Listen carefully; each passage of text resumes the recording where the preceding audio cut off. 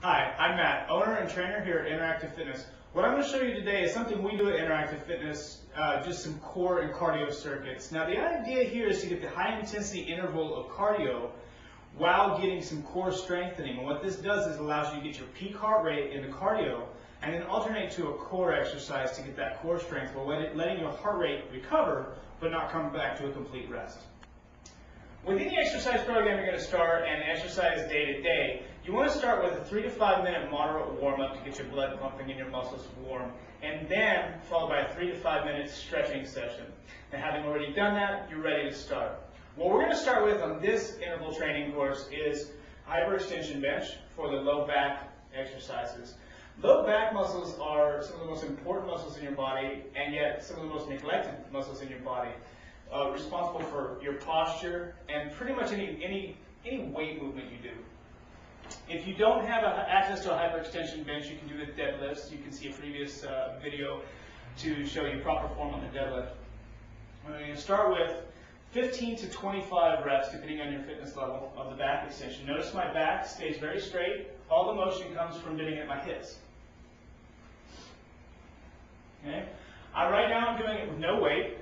You can also add weight by just taking a dumbbell or a weight plate, hold it held at your chest. Keep the weight stationary at your chest while completing the same motion. The first cardio exercise we're going to do in the circuit is the Stairmaster. If you don't have access to a Stairmaster machine, you can use just regular stairs.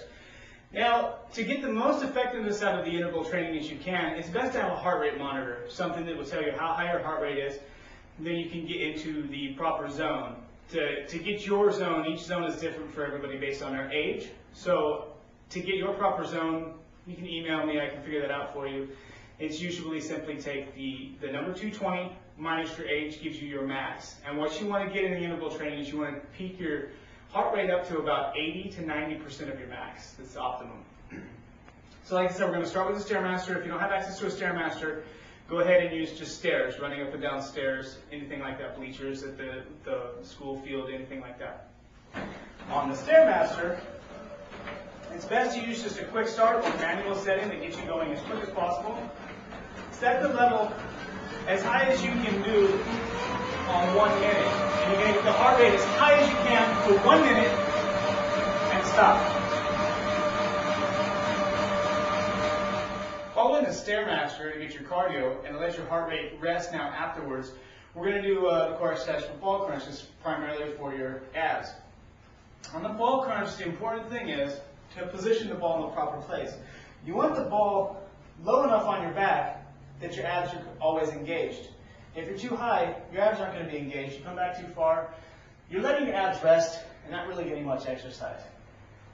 So position the ball closer to your butt on your low back. Lean back to where it feels like you're going to fall over if you go too far back.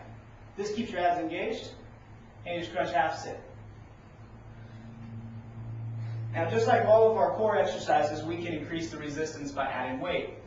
You can do like we did on the back extension, hold the weight to your chest, or what I'm doing is taking a weighted medicine ball. I'm going to hold it all the way over my head. And as I come up, I'm going to bring it directly over me, then back. If you have a partner, you can also throw the ball. We're not going to display that here today, but that's also an option. The next cardio exercise following the ball crunch would be the bike. Stationary bike. Upright bike is best. If you have a spinning bike, that's good too. First thing is adjust the seat height to about hip level, right about your hip bone.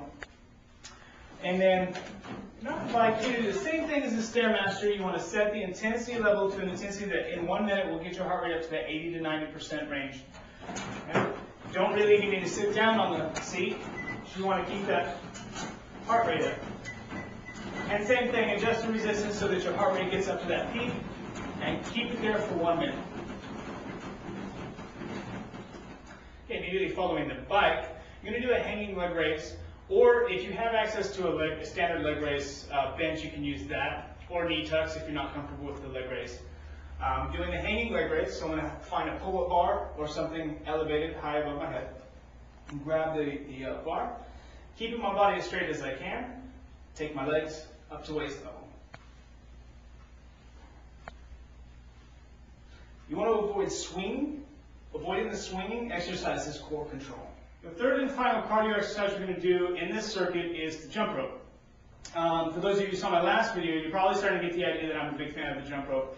I'm a big fan of the jump rope for the same reason I'm a big fan of running outside as opposed to on a treadmill. It's the one exercise you can never top out on because you can always go a little faster, a little harder. You can choose yourself how high you get your heart rate, how intense you go. That being said, we're going to go as high as we can for 1 minute to get your heart rate up again to the 80 to 90% range. Now the key to the jump rope, like I said before, is all timing and rhythm. Now if you're new to jumping rope, you just want to get a nice comfortable pace to where you can keep the rhythm. Keep jumping and not tangling your feet. Again, it's good to have a heart rate monitor so you can judge how intense you're going and how much more intense you should go. As you get comfortable with it, you can increase your speed and jump speed. This will bring your heart rate up higher. Last exercise in the circuit is for the core again. This is the reverse crunch. Now we can do several variations. What I'm going to show you is the pullover with the reverse crunch. You can do either just the reverse crunch or just the pullover. Either way, you want to make sure that your feet don't come over your head. You want to keep your feet top position over your hips. Okay? And when we do this, laying flat on a bench, hold something to secure your upper body. Now the pullover portion of the exercise is simply taking your feet out in front, out, straight underneath you, and straight over your hips. This is very similar to the leg raise. Now, just the reverse crunch portion of this exercise, keep your feet over your hips and elevate your hips. Now, this becomes very easy if you have your feet over your head. That's why you want to make sure your feet stay over your hips. It's very important.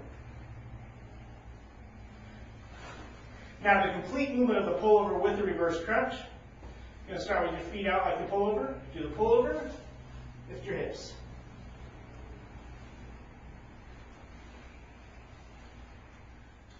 That concludes your core and cardio circuit. Again, the idea is to go from your core exercise to a high intensity cardio exercise for 1 minute, back to a different core exercise, different cardio, back and forth. The idea again is to get the high heart rate peaks to increase your cardio efficiency and get that optimum calorie burning and fat burning portion of your workout.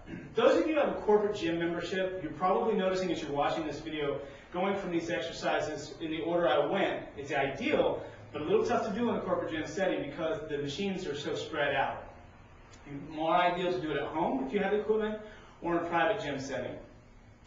I'm Matt from Interactive Fitness. Enjoy your workout.